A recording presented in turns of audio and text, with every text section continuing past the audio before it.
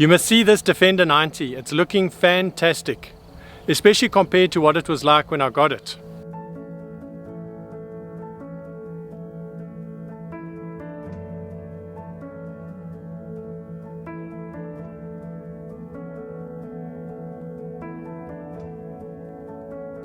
But it did end up costing me 3 times more than I'd planned. I had a plan and I stuck to it, but then things changed a little bit. What actually happened is a little bit different, but the end result is still great, and I'm going to show you that, and I'll also share with you exactly what it cost me.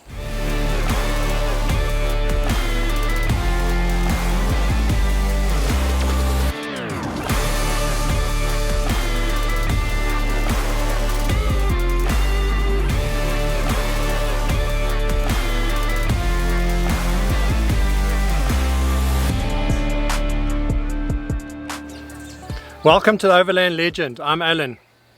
I've been overlanding in Land Rovers and rebuilding them for over 50 years, and I'll share my experiences with you. Today I'm having a look at this Defender 90 that I've just finished fixing up, and I want to show you what I've done. It cost me quite a bit more than I'd planned, but it looks fantastic.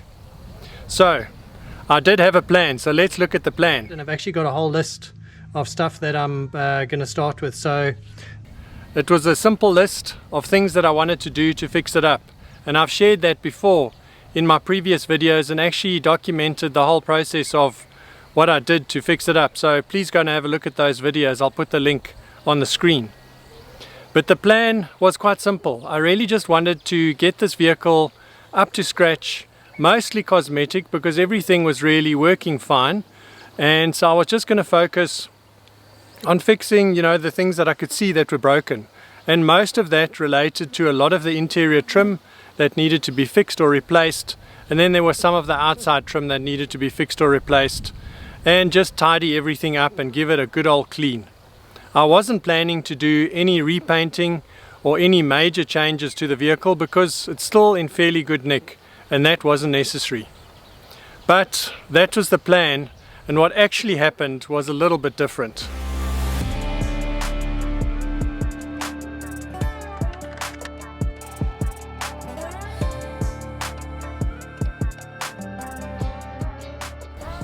Okay, so what actually happened? Well, it's not that different, but it's different enough to have cost me quite a bit more. But I started off and everything was fine, but a few issues actually that came about. The first one is unexpected items. So after driving it for a while, I realized that the transmission was really a lot noisier than it should be, and there was a very, very bad whine coming out of the transfer box. So that needed to be looked at. Then also looking around the engine bay a bit more, driving it a bit more, I noticed that there was a diesel leak coming out of the injector pump. So I had to have the injector pump looked at. And then of course the aircon pump failed, and also I found, I don't know how I missed it initially, but there was a crack on the bell housing, and so that had to be sorted out. Then there were reliability things. I mean, things that I didn't have to change, but I decided, you know what, it's just better if you change these things. I'm busy doing these things now, so let me just change these, these items. And those reliability issues were really mostly around, and a lot of them also relate to sort of safety. So the suspension bushes I changed. I put a new timing belt on because I didn't know when the last one was changed. The old tires that I had on were really old and actually quite hard and really not good enough anymore, and I wanted new tires, so we got some new tires. The viscous fan was not working properly. When I had the bell housing off, we also just changed the clutch thrust bearing and then also the rear main seal in the engine, and I also put in a Madman engine monitor. So all of those things, yeah, I didn't have to do them, but would I have to do them in future? Yes. So anyway, I did those. And then the other real thing is one thing leads to another. So you start on something and then it leads to another and another. And like on the interior, I wasn't really planning to do a lot of reupholstery, and I was planning just to wash all the seats and reuse them, which I did for the back seats. But the front seats, once I looked at them, the foams were just finished when I took them apart, and they actually needed to be replaced. So I got completely new kit, and I redid the seats. So that was quite a big thing. And then the seats are looking good, and then the interior trim's not looking so good, and there was a bit of a crack on the dashboard, so I had the dashboard recovered, I had the center box recovered. And then one thing leads to another, and then things start looking good, and you're thinking, maybe I should get some seat covers. And then there's some paint on the outside that's just really not looking great, and maybe I should fix that.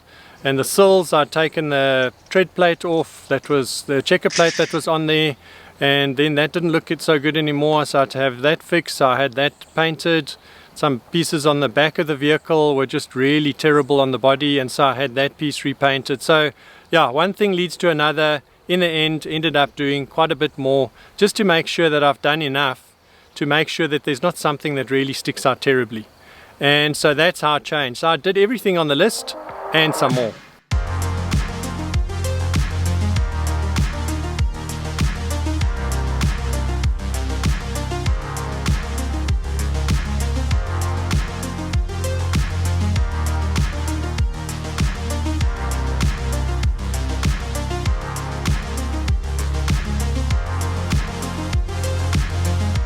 So now it's finished.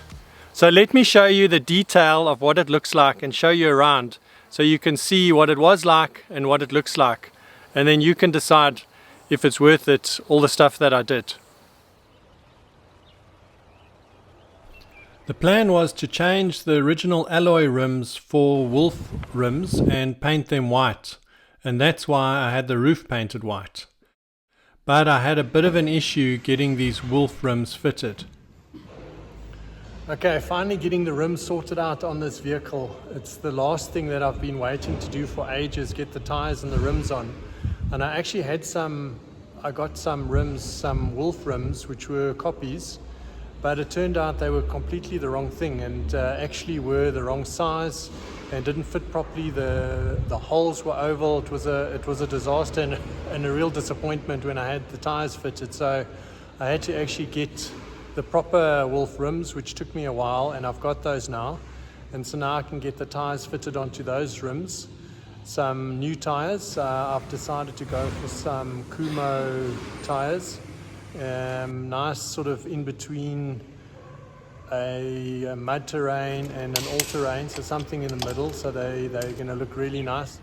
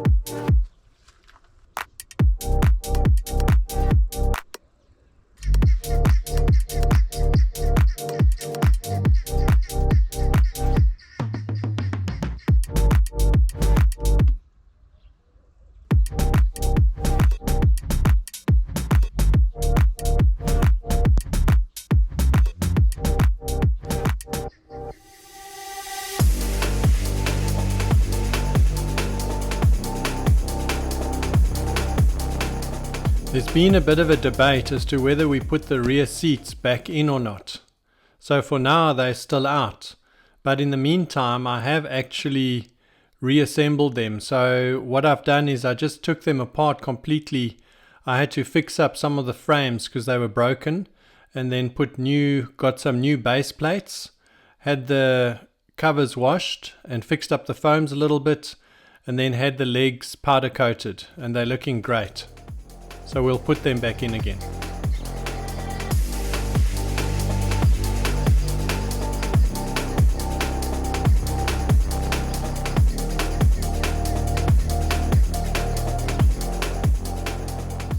Okay, so now let's have a look at what it cost me to do this fix-up. So the purchase price was $170,000, about $9,500 US dollars. And then, as I mentioned, I was planning to do mostly just cosmetic items, inside and outside, and I'd sort of planned around 50,000 Rand.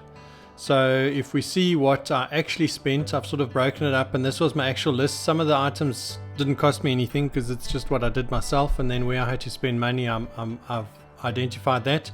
So on the dash, about 6,500, and the main cost there was replacing the indicator and the light switches, which I had to buy. And then the roof I painted white. I did that myself, so that didn't cost too much. Then the cab and the upholstery, that cost a bit, and mainly the seat retrim, which was the biggest part of that, and then some new seat covers, and then I put in improved the sound system, so that came to about 23,000. So still doing alright. Then going on to the exterior part, and there I spent on the outside, and most of it there was really the tires and the rims, and so that came to 33,000. So sort of there and thereabouts with the 50,000. Maybe a little bit over, but then the items that really pushed me right over the top were the maintenance items, as I mentioned. And some of these I had to do, and some of them I chose to do, but those were the biggest items. And again, they're things that you can't always see, and those are the things that are really going to cost you the most. So that came to almost 90,000 Rand, and so that gives me a total of 150,000. So yeah, it was 3 times more than I thought, which was my sort of 50,000 estimate. And then when you add that onto the purchase price, then the total cost of the vehicle as it stands now is about 320,000, sort of 18,000 US dollars. So now looking back on doing this vehicle, I mean, you can see that I'm really happy, and the rest of the family is very happy. My son's happy, he thinks it looks great. So that's all been great. And I think when I think about it afterwards, I realize what the difference is between fixing up a vehicle and rebuilding a vehicle, because I've done both.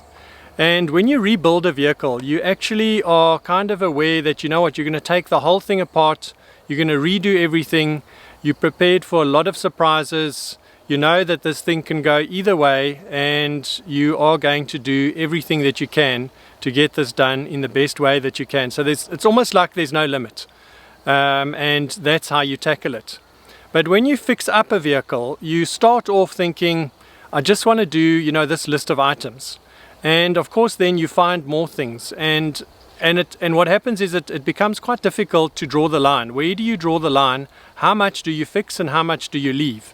And that's the difficult part. So it's always going to be difficult when you start out like that and you're not quite sure, where are you going to draw the line.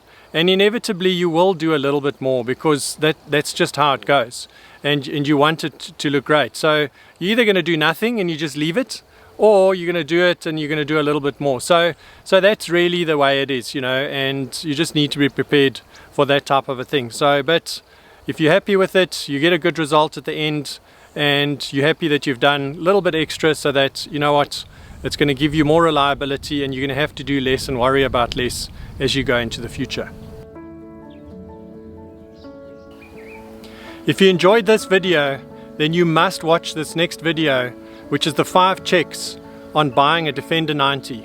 It's going to help you and save you money when you want to buy one and rebuild it or fix it up, to make sure you don't miss out on anything. So check that out. That's all I've got for today. Thank you very much for watching. As always, I appreciate it, and I'll see you next time. Bye.